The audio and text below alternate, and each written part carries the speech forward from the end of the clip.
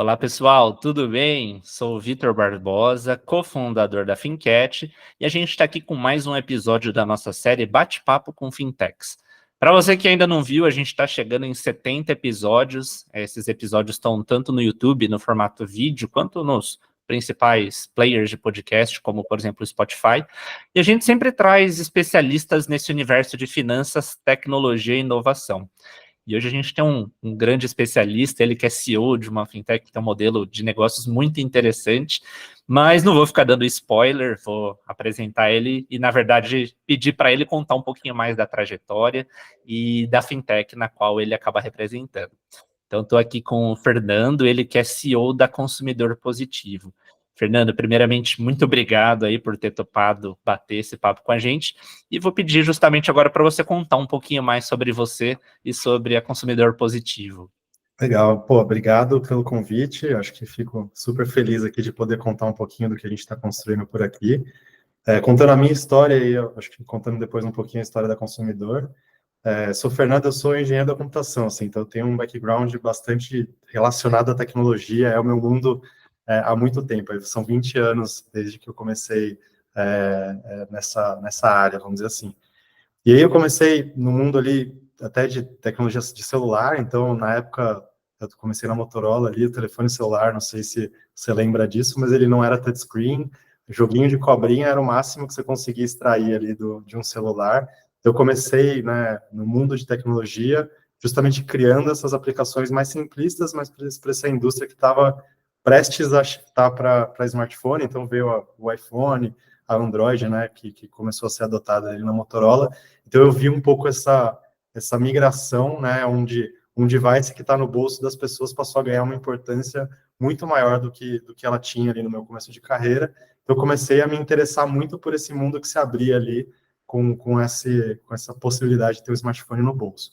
E aí foi aí que, enfim, a Google comprou a Motorola, passei ali por umas fusões e tudo mais, mas aí eu comecei a me interessar e tinha um grupo alemão aqui que estava começando a investir em várias startups aqui em São Paulo. Isso aqui eu estou falando de 2012, mais ou menos, né? Então, bastante tempo atrás.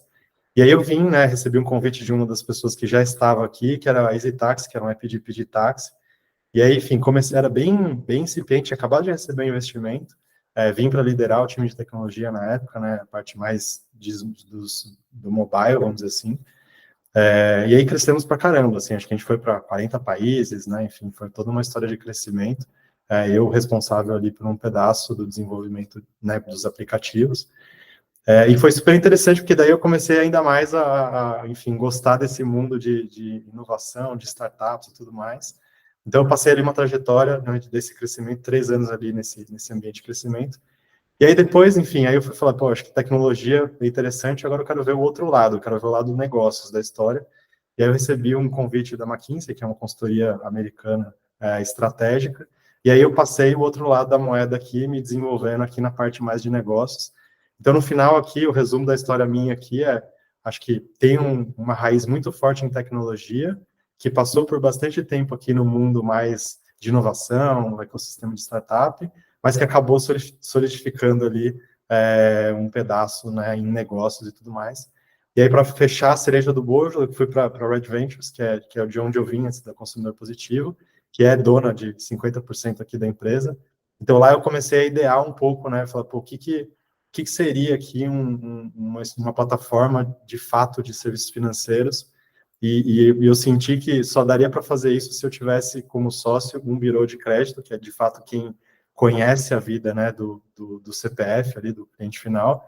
Então, eu passei ali muito tempo na Red Ventures tentando estruturar um pouco o que é hoje a Consumidor Positivo, que é essa empresa aqui de dois donos que, um lado, aportando muito tecnologia, expertise aqui também em negócios e tudo mais, e um outro lado aqui, uma expertise em analytics, dados e crédito também, né, que no final um birô de crédito tem muito essa expertise lá dentro, para tentar criar aqui o que a gente está fazendo há um ano, basicamente, que é Consumidor Positivo, que é essa plataforma que visa conhecer muito, né, do usuário para tentar ser mais propositivo, assim, tentar de fato falar, cara, dado onde você está hoje, acho que o seu próximo passo financeiro deveria ser esse, e a gente tenta, né, trazer muita educação financeira, que eu acho que é que é um grande gap aqui no Brasil, mas tentar ser essa plataforma que ajuda o cliente a dar esse passo importante na vida dele. Falei demais, mas acho que é um pouco essa a história. Não, muito bom. Até você foi falando, eu já fui anotando aqui alguns pontos legais. A gente vai falar bastante da consumidor positivo, mas um primeiro, assim como você também, sou da engenharia, e muitas vezes a gente fala, a gente está trabalhando com finanças, com fintech, e o pessoal fala, é legal, você é economista, administrador, e cada vez mais a gente vê aqui nos episódios que a maioria está sendo ou engenheiro ou pessoal do tech, né? E até a emenda nessa fala que eu estou fazendo, eu ouvi um pouquinho também de você. Achei legal, a gente, quando vai falar de fintech, a gente fala que tem o momento antes de smartphone e depois, como você colocou. Então, lá 2007, 2008, aparece o iPhone, vem Android surgindo também. É o momento também que surge o Bitcoin. Mas você que já estava atuando nesse mundo, você imaginava lá atrás que hoje esse aparelho que ia ser um grande aliado dessa nossa vida financeira, ou realmente foi algo que te surpreendeu? Você não imaginava o tamanho da escala que isso ia ter? Cara, na época dava para imaginar, assim, por incrível que pareça, porque tem um elemento assim, eu vou te dar um número, assim, mas o desenvolvimento de um telefone celular pré-smartphone, pré as plataformas como Android, etc., ele era por volta de 2 anos, assim, mais ou menos.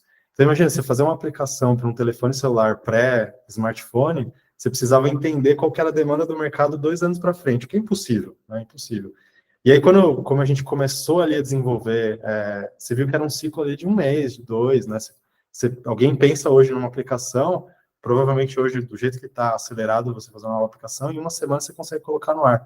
Então, essa diferença entre velocidade de iteração me chamou muita atenção na época. Eu falei, cara, isso aqui realmente vai atender mais a demanda do mercado de uma forma muito mais rápida e veloz do que a gente estava fazendo antes.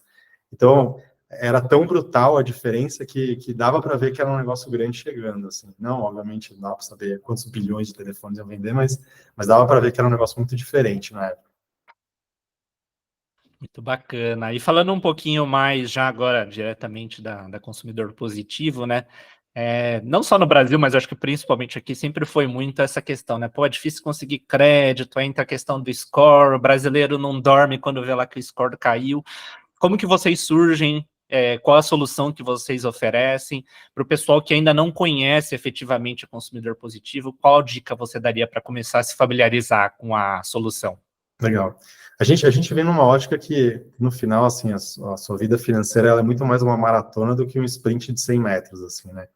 E eu acho que é um pouco assim que a gente está construindo a plataforma. Então, acho que é entender muito que, pô, onde você está, eu acho que é importante você entender o contexto onde você está no momento, e pode ser dentro do grupo das 72 milhões que estão devendo, pode ser no grupo que conseguiu sair da dívida, vamos dizer assim, e agora está almejando crédito, mas é importante entender onde você está e entender que não existe algo que você vai fazer em uma semana que vai fazer você mudar completamente a sua situação financeira. Então, a plataforma é muito construída de uma maneira iterativa com a pessoa. Falar, legal, entendo e reconheço a sua situação atual, com muita empatia.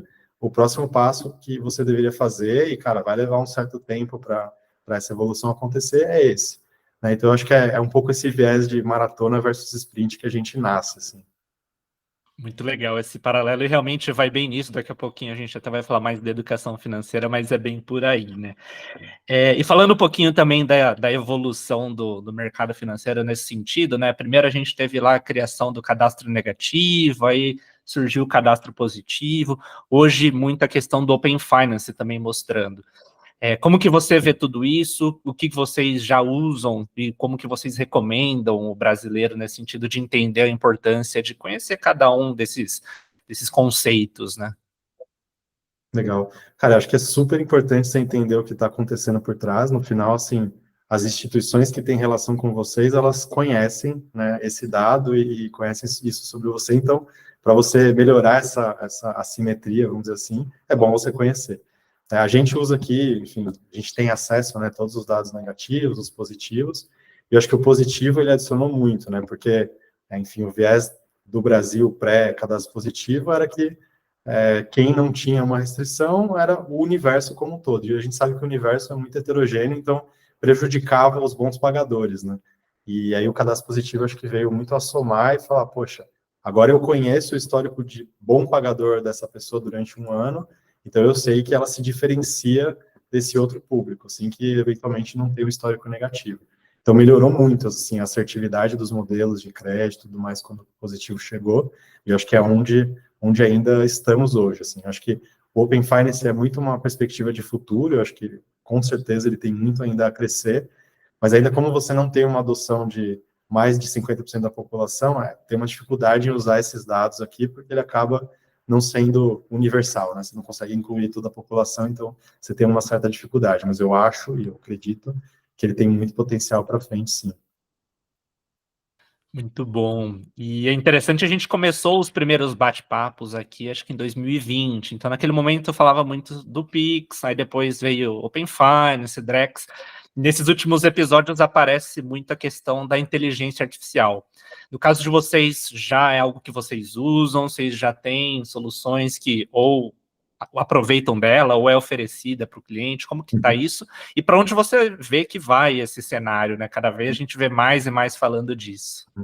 Eu acho difícil hoje, né, uma empresa que está se propondo a se inovar, etc., ficar distante desse mundo, assim, né? Então, provavelmente, todo mundo que você entrevistar aqui, de alguma forma, está usando ou está investigando, enfim, propõe usar e tudo mais. Então, sim, acho que é uma coisa que a gente usa aqui no nosso dia a dia. Eu acho que tem bastante uso aqui na relação com os nossos consumidores, né? Como a gente tem uma escala, são perto de entre 40 e 50 milhões, o nosso objetivo até para o final do ano é chegar em 50 milhões de clientes. Então, é um universo muito amplo, que você precisa, de certa forma, usar essas tecnologias para escalar e customizar o atendimento para o cliente. Então, a gente usa bastante nesse relacionamento com nossos consumidores, mas acho que a gente usa também aqui para ser mais eficiente. Então, a gente usa aqui tecnologias, né, que até a Microsoft desenvolveu aqui para a criação de código. Então, nosso time de desenvolvimento cria código numa velocidade bastante elevada aqui usando essas tecnologias. Então, a gente tem usos internos e externos aqui, e, obviamente, tentando, e tem vários projetos internos aqui para tentar expandir o máximo possível desse uso aqui para a gente, né? Muito bacana. E pegando mais uma opinião sua também agora, no sentido de até algumas décadas atrás, né? Nem acho que talvez até mais recente, né? Mas a gente sempre teve uma concentração bancária muito grande, a dificuldade do crédito, muita gente endividada. Aí, nesse meio termo, surgem fintechs e cada vez mais iniciativas de educação financeira. Como a Consumidor Positivo lida com esse ponto, como ela investe, vamos dizer assim, na educação financeira, qual o diferencial que para o cliente de vocês acaba sendo algo que agrega valor nesse processo? Bacana. De fato, é uma mudança brutal, né? No mercado brasileiro, nesses 10 anos que você comentou, de fato, você tinha uma restrição, né, de oferta e estava concentrado em algumas possibilidades. Acho que hoje o acesso é muito mais amplo, e eu acho que o que a Consumidor Positivo, né, obviamente, além do conteúdo, além do conteúdo customizado, né, que é o que eu estava comentando aqui, entender um pouco qual é o contexto de cada um dos consumidores, qual que é o score atual, quais são os próximos passos para aquele cliente evoluir. Então, quase que é um conteúdo customizado para cada pessoa. Acho que, além disso, né, a gente passa a ter uma plataforma de comparação mais ampla, né? Então, hoje a gente tem aqui integrado na plataforma uns 40 credores, mais umas 15 a 20 instituições financeiras. Então, a gente consegue trazer um pouco mais de poder e empoderamento para o consumidor, consultar, de fato, as ofertas de crédito para ele, né? Ofertas que, eventualmente, ele tem uma chance de aprovação elevada, dados os nossos modelos e tudo mais. Então, a gente tenta criar esse conteúdo, mas também, além disso, se conectar aqui a todo esse ecossistema que agora é mais amplo, para tentar trazer para ele ofertas que fazem mais sentido para ele naquele momento que ele está. Então, acho que esses são os dois diferenciais que a gente consegue entregar aqui como plataforma. Muito bom, e muitas vezes a gente fala da educação financeira, junto dela a gente fala também da economia comportamental ou psicologia econômica, né? Cada vez mais a gente vê que a relação do ser humano com o dinheiro é muito mais emocional do que aquele racional, frio, aquele score por si só. Você vê que está caminhando por aí, cada vez mais a gente entender essa mente do ser humano nessa tomada de decisão, ou você ainda acha que aqueles modelos antigos, baseado no racional, fazem mais sentido? É um desafio enorme, né, cara? Até a analogia que eu faço pessoalmente aqui é parecido com dieta, assim, cara, é um negócio difícil de você ter a disciplina de de eventualmente comer regrado, etc e tal, e o benefício ele não vem nos primeiros dias da dieta, que é frustrante, né? Então você fala assim, vou começar a dieta segunda-feira, né? A famosa segunda-feira, mas, cara, na terça-feira nada aconteceu, e isso é muito frustrante, né? E, de certa forma, a maneira de lidar com o dinheiro é muito parecida, assim. Então, é muito mais gostoso você, eventualmente, sair no final de semana, ir no restaurante e tudo mais, mas não é isso que exatamente, no longo prazo, vai te trazer o melhor benefício do ponto de vista econômico, óbvio.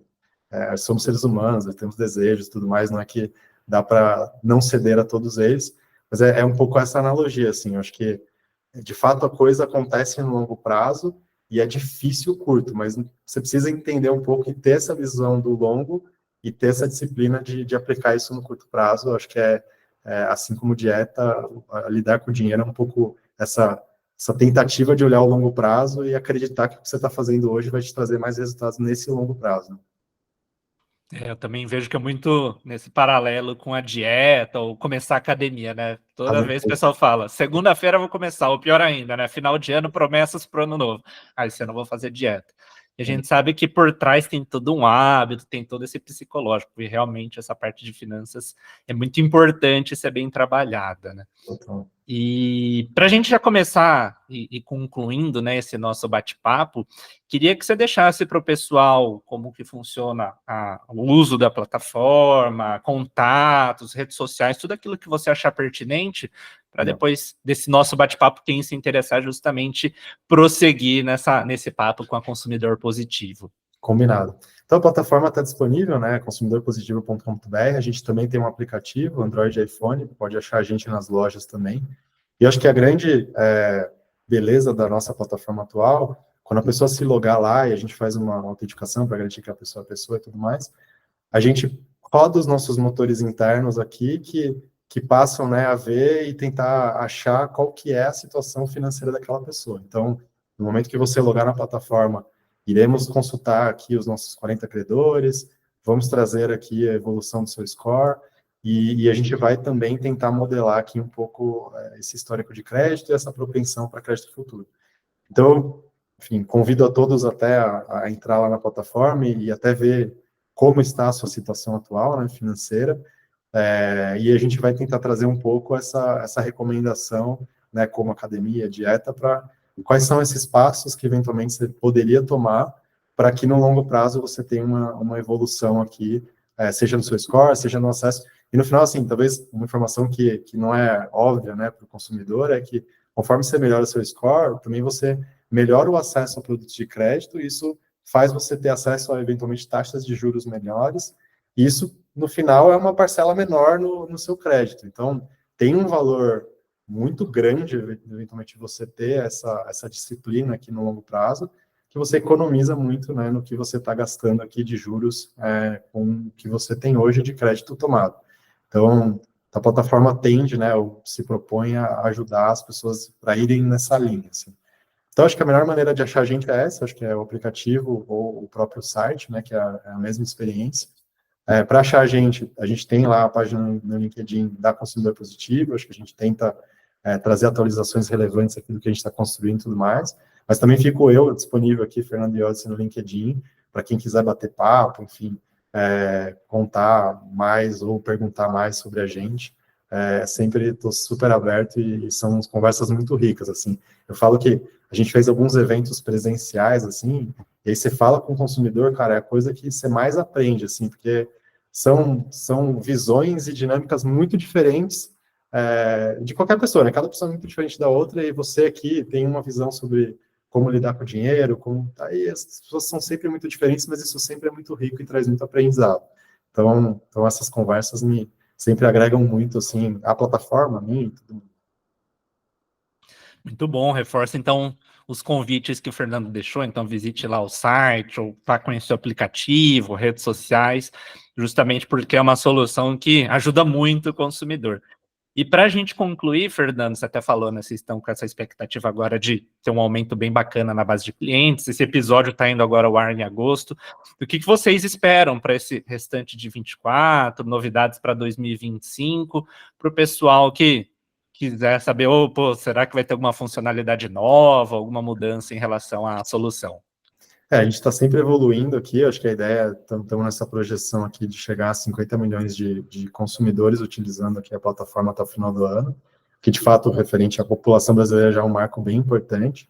E a gente está sempre buscando aqui, tem pelo menos 5 ou 6 grandes funcionalidades na gaveta aqui sendo construída, que a gente espera aqui lançar até o final do ano ou até o começo do próximo ano, que de fato ajudariam mais ainda a pessoa a entender a dinâmica dela, onde que ela está no crédito, eventualmente o que ela pode fazer para economizar nos juros. Então, tem uma série de funcionalidades nessa linha que a gente espera lançar aí. Então, se cadastrem, porque assim vocês vão acompanhando essas evoluções da plataforma também. Muito bom. Então, a melhor forma de acompanhar é estar cadastrado, né? É isso. Bom, com isso, então, a gente está encerrando mais um bate-papo. Fernando, muito obrigado mais uma vez. Acho que trouxe muitos pontos para lá de especiais, pertinentes, agregando também para a educação financeira, né? E a gente fica de portas abertas aqui para novos papos, se vocês quiserem trazer uma novidade, um lançamento, o que for. Obrigado você pelo espaço aí, Vitor. E a gente também, obviamente, está sempre aberto aqui a voltar aqui. Obrigadão. Muito bom. Então, pessoal, esse foi o bate-papo com o Fernando, da Consumidor Positivo. Vá lá conhecer um pouco mais sobre ele, se cadastre. E aqui também, no nosso canal, deixa o seu like, se inscreva, para a gente estar sempre trazendo conteúdos especialistas como o Fernando. Com isso, então, a gente fecha mais um episódio e nos vemos no próximo. Até lá.